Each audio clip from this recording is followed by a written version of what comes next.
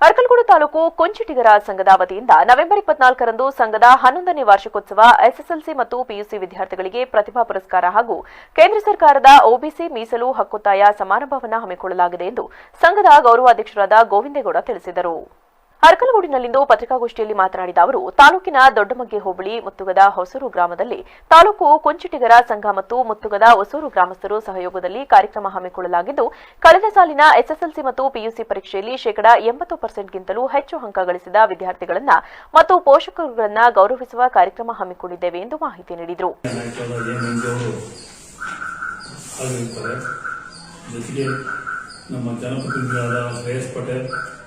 ಹಾಗೂ ರಾಮಸ್ವಾಮಿಯವರು, ಜಯಚಂದ್ರ ಅವರು ಕುಲಬಾಂಧವರು ಹಾಗೂ ಮುರಳೀಧರಪ್ಪರು ಅವರು ನಮ್ಮ ಕುಲಬಾಂಧವರು, ನೈಜಯ ನಾರಾಯಣ ಸ್ವಾಮಿ ಅನ್ನೋದು ಪ್ರವೀಣ್ ರಾಮಸ್ವಾಮಿ ಅವರು ನಮ್ಮ ಸಂಘಕ್ಕೆ ಒಂದು ಉತ್ತಮವಾದ ಸಹಿತ ದಾನವನ್ನು ತಂದುಕೊಟ್ಟಿದ್ದಾರೆ. ಅವರೊಂದು ಸನ್ಮಾನ ಕಾರ್ಯಕ್ರಮವನ್ನು ನಮ್ಮ ಸಂಘದ ವತಿಯಿಂದ ಕೈಗೊಳ್ಳಿದ್ದೀವಿ.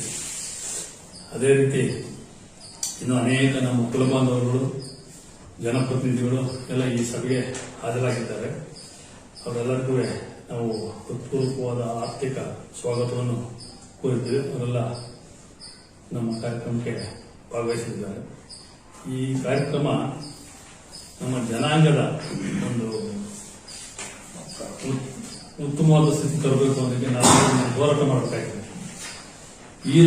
ಮುಖಂಡರಾದ ತಿಮ್ಮೇಗೌಡ ಮಾತನಾಡಿ, ಕಾರ್ಯಕ್ರಮದ ಉದ್ಘಾಟನೆಯನ್ನ ಕ್ಷೇತ್ರದ ಶಾಸಕರಾದ ಎ ಮಂಜು ಅವರು ನೆರವೇರಿಸಲಿದ್ದು, ವಿಶೇಷ ಆಹ್ವಾನಿತರಾಗಿ ಸಂಸದರಾದ ಶ್ರೇಯಸ್ ಪಟೇಲ್, ಮಾಜಿ ಶಾಸಕರಾದ ಎಟಿ ರಾಮಸ್ವಾಮಿ, ಮಾಜಿ ಸಚಿವರು ಹಾಗೂ ದೆಹಲಿ ವಿಶೇಷ ಪ್ರತಿನಿಧಿ ಟಿಬಿ ಜಯಚಂದ್ರ ಸೇರಿದಂತೆ ಇತರೆ ಗಣ್ಯರು ವಹಿಸಲಿದ್ದಾರೆ ಎಂದರು. ಹಾಗೂ ನಮ್ಮ ತಾಲೂಕಿನ ಕುಂಚಿಟಿಗ ಜನಾಂಗದವರ ಮಾತ್ರ ಅಲ್ಲದೆ ಹೊರಗಿನ ಮೈಸೂರು ಜಿಲ್ಲೆ ಲಿಂಕಾಪುರ ಅವರು ನಮ್ಮ ಸಂಘಕ್ಕೆ ಸೇರಿಸಿಕೊಂಡಿದ್ವಿ. ಇನ್ನು ಬಡಗಲಿ ಜಿಲ್ಲೆಯಲ್ಲಿ ಸಿರಂಗಾರ ಅಂತ ಹೋಗಿದ್ವಿ, ಅದನ್ನು ನಮ್ಮ ತಾಲೂಕಿಗೆ ಸೇರಿಸಿಕೊಂಡಿದ್ದೀವಿ ನಮ್ಮ ಸಂಘಕ್ಕೆ. ಹೀಗೆ ನಮ್ಮ ಜನಾಂಗ ಎಲ್ಲರನ್ನು ನಾವು ಒಗ್ಗೂಡಿಸಿ ಒಂದು ಸಂಘನ ಕಟ್ಟಿದ್ದೀವಿ. ಇದು 2013ರಲ್ಲಿ ರಿಜಿಸ್ಟ್ರೇಷನ್ ಆಯಿತು ಸಂಘ. ನಮಗೆ ಸಂಘಕ್ಕೆ ಬಿಲ್ಡಿಂಗ್ ಇಲ್ಲದೆ ಇರೋದ್ರಿಂದ ಪೇಟೆ ಮಾಚಿಕೊಂಡು ರಾಮಚಂದ್ರನೇ ನಾವು ಆಫೀಸ್ ಮಾಡಿಕೊಂಡು ಈ ಸಂಘನ ಸ್ಥಾಪನೆ ಮಾಡಿದ್ರು.